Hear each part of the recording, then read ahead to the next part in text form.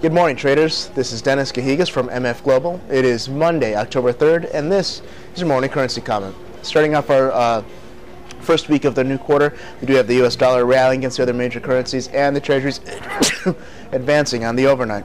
Early expectations for the trade day today is for the U.S. dollar and the treasuries continued to advance throughout the day.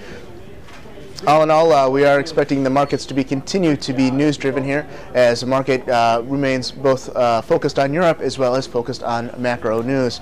Also, the uncertainty, rather the persistent uncertainty within the markets, are likely to keep the risk-off trade in the markets, thus keeping the dollar and the treasuries supported.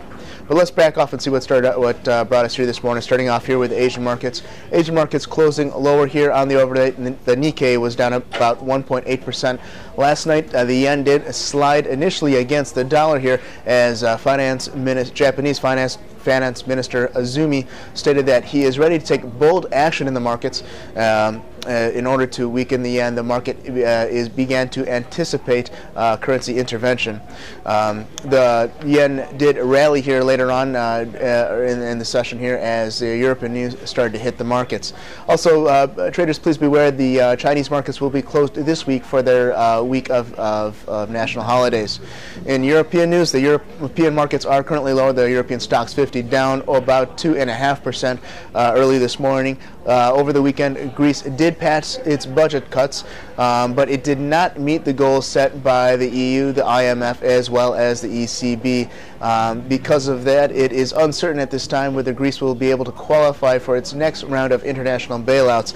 The euro currency did slide here against the dollar on that news. In the U.S. markets are currently lower. The December Dow is down about 0.7%. Later on today, in domestic numbers, we will be looking for the September ISM number, as well as the August construction spending. So what does this mean here for our trade? Let's break down our currency expectations. Starting off here with the dollar, we're looking for the dollar to test resistance overhead at 80. Now, on Friday, we were looking for 79.50. We did pass that up last night, so now we are looking for a higher target of about 80. And for the treasuries, we're looking for that also to push higher. For the 10 years, we're looking for a test of 131, and for the 30 years, we're looking for a test of 144.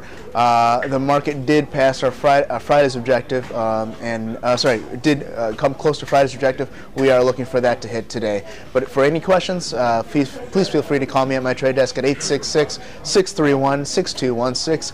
Please remember that futures trading does involve a substantial amount of risk and may not be suitable for everyone. Good luck, good trading.